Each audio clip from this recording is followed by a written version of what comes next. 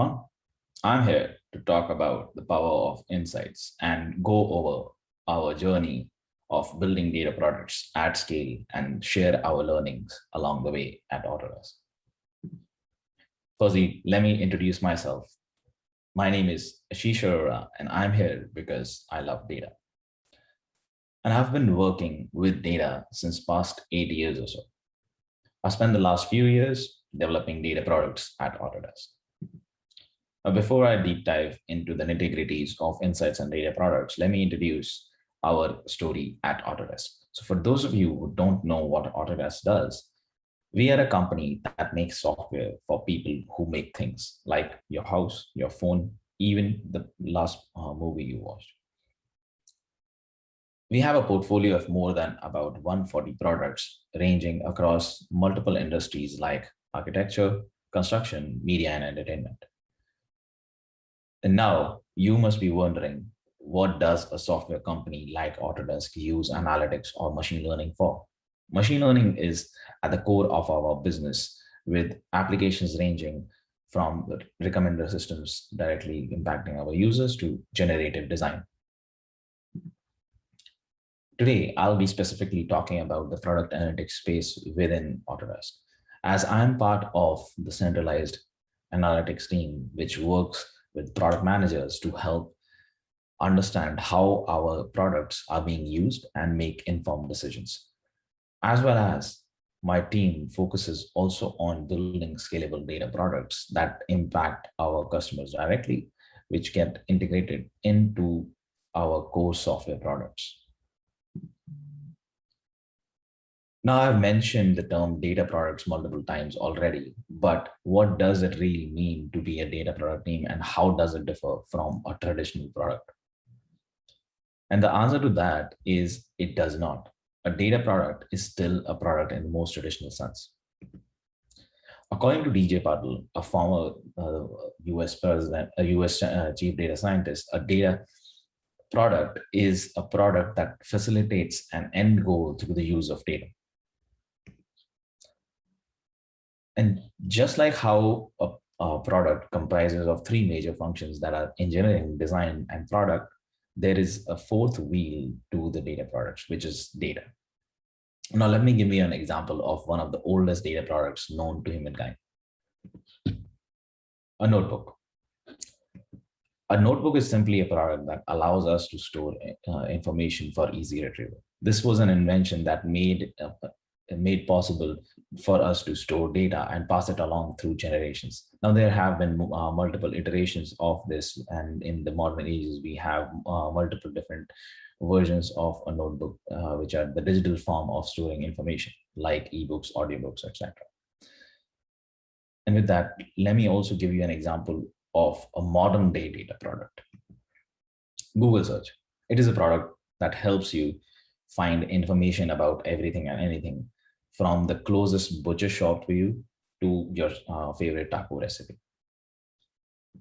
Now, we can categorize data products broadly into three categories. First, data as a service, which is where product is offering you data on demand, like the weather app on your phone, Google Search, or the real-time stock market ticker running across the bottom of your television screen. Second, data enhanced products, which is where data is added into a primary product to enhance the value of that product and make it a big differentiator. Example, data can also enhance physical or virtual products, such as converting a car into self-driving vehicle, example Tesla, or smart clothing that can respond to touch or tracking a user's data and improving its clothing recommendations. Lastly, data as insights refers to the products that analyze the data behind the scenes in order to improve the performance or another aspect of the product and improve the overall customer experience, which could even mean giving back those insights to our customers to empower them their own decision making. Example of this is Adobe Analytics. Now, this is the category that I am going to focus today more on, as We have one of our products that we recently built uh, that serves data as insights to enhance customer experience in one of our flagship products, AutoCAD. This is our story of my insights for AutoCAD, where we are delivering learning and productivity based insights to our customers to help them get better at using Autodesk softwares. Users even have the ability to interact with these insights in a very dynamic way and take action in real time. Now let's take a deeper look at our insights and how do they get created. And to do that, let me give you an example of Rachel, who is a hypothetical user who works as a CAD drafter for a multinational company and is a relatively new user to AutoCAD and has only 3 years of experience till now. She's currently working on this project where she's drafting an architectural design, where the major tasks that she's working on are annotation, 3D modeling, blocks, object editing. And as she starts working on these, she is still good at some of these basic tasks like object editing, but still learning some other advanced skills. Now, as she works on the project, her daily usage of the product gets sent to our data platform and gets continually updated into what we call a user profile on her, where we maintain all her information around her product use, as well as other metadata information around license types, industry, what is the job role that she does, and much more. And now this is the user profile that gets passed on to what we call a decision engine, which combines AI and human intelligence into a box and uses a prescriptive analytics and machine learning to create insights and send them back to Rachel via 3 different delivery channels that are an email, account portal, which is her Autodesk profile, and AutoCAD directly. Now let's go deeper into one of the insights that she received and understand how that was built. The insight that I'm talking about now is called command recommender insight, where the goal of this insight is to help our users intelligently highlight and learn new commands. And in the background, what this is it is a Netflix style recommender system, which is just like how Netflix would recommend you commands based on your past watching history. It is doing something similar with commands based on your past usage. Let me expand a bit on that. What is the data set that gets fed into this collaborative filter is here, as you see, we have different users and then their different use of different commands over time. And what happens then is the recommender system automatically starts to cluster similar users together and starts to find what are the gaps that Rachel has in her command vocabulary, in her knowledge, where she can learn new commands. AutoCAD is a software that has 2,500 plus commands. Even someone who has 15 years of experience in AutoCAD might still not know everything in AutoCAD. And for Rachel particularly, she received these top 3 recommendations where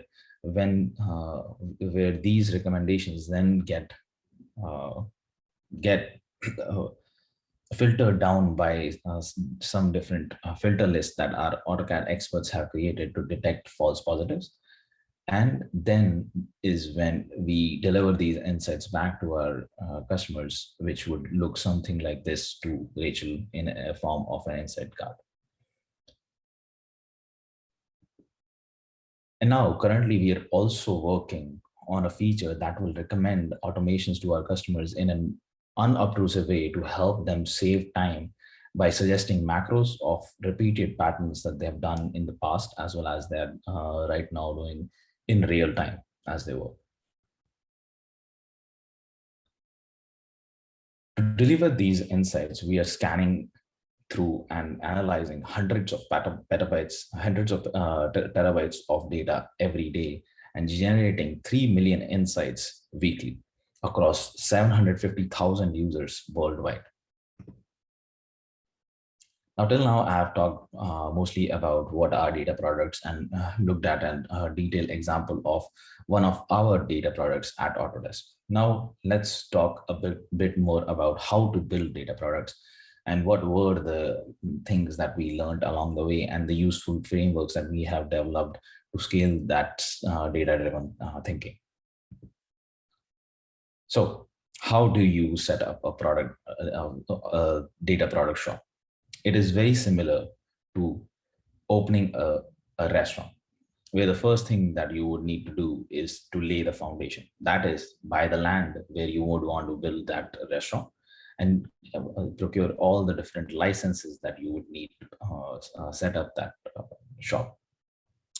In the case of data products, you also need to do something very similar where you need to first lay the foundations with good data practices, foster a culture of data-driven thinking amongst your product teams.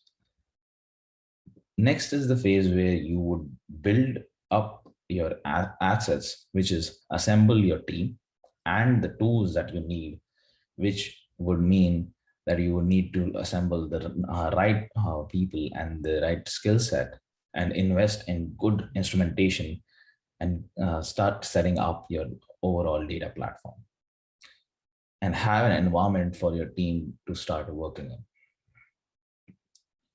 Next is where you would actually productionize things, and this is the step where you set up your first restaurant and go live with that minimal viable product.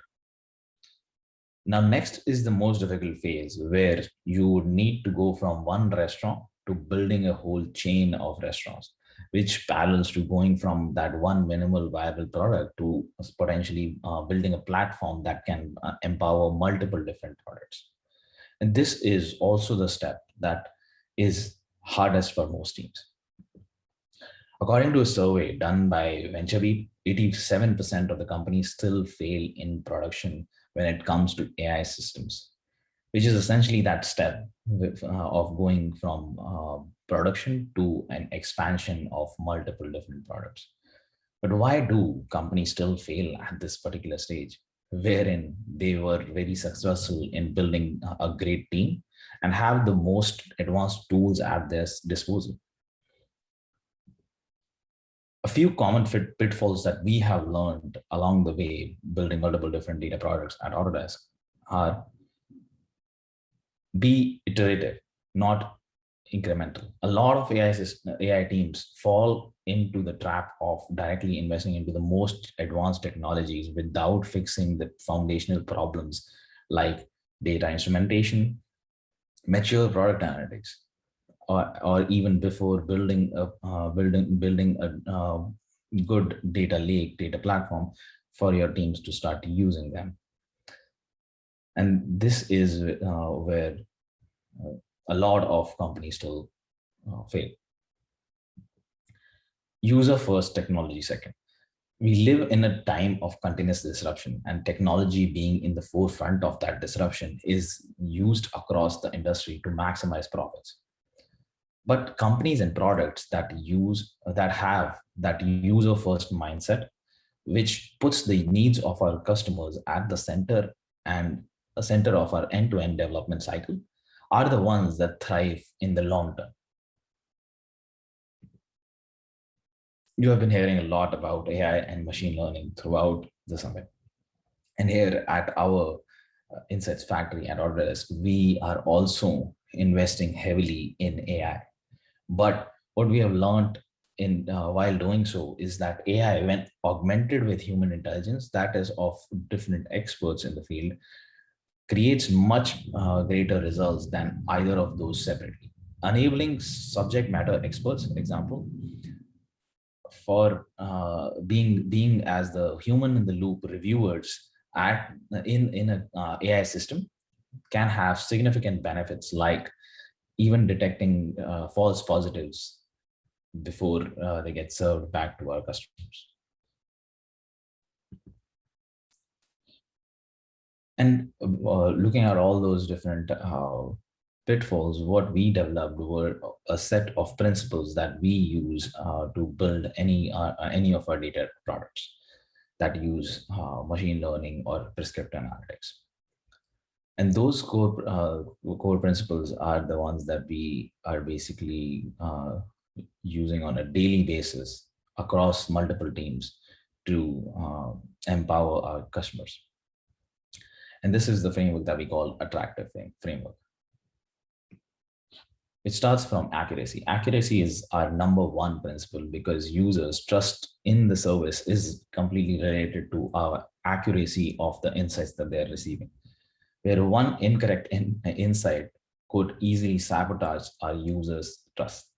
That is why this is that is why it is very necessary for us to be cognizant about the pitfalls and incorrect predictions in our systems and build guardrails to help avoid such situations.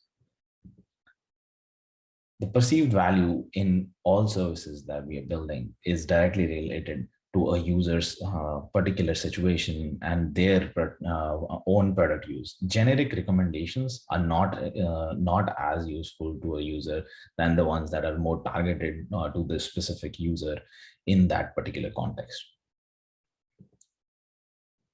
We should strive for providing user with recurring value rather than one-off extraordinary recommendations. Why this is necessary is because you would want to build a habit in your users to keep coming back to those insights rather than building insights that are just like that a user can just uses once and then forgets about them. Make your advice as actionable as possible instead of just focusing on vanity metrics like clicks and views. Actual success in the case of data products is when we are able to actually change a user's behavior. That is why recommendations that users can act on are more empowering. Closed loop.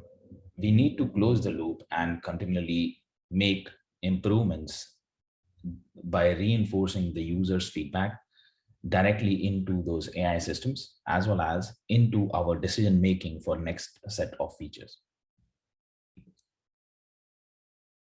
Delivering value in a timely manner is very necessary because data follows a law of diminishing value, where data loses its value over time, and thus recommendations that are closer to real time as the data is getting generated, as the user is doing an action, are more powerful than after the fact insights.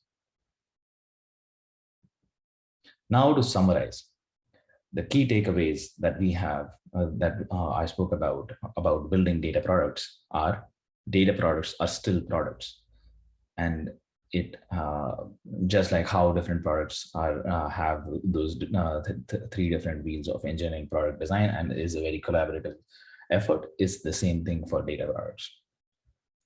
Be iterative, not incremental. Without a wheel, you can't build a car. Customer first mindset. You are building a product that is not going to showcase the most advanced technologies, but is there to address the biggest pain points of your users. And with that, I wish you best of luck in your journey of building data products, and thank you for your time. And if you have any questions, feel free to reach out to me via LinkedIn, as well as if you have any interest in working with an awesome team at Autodesk, please reach out. Thank you.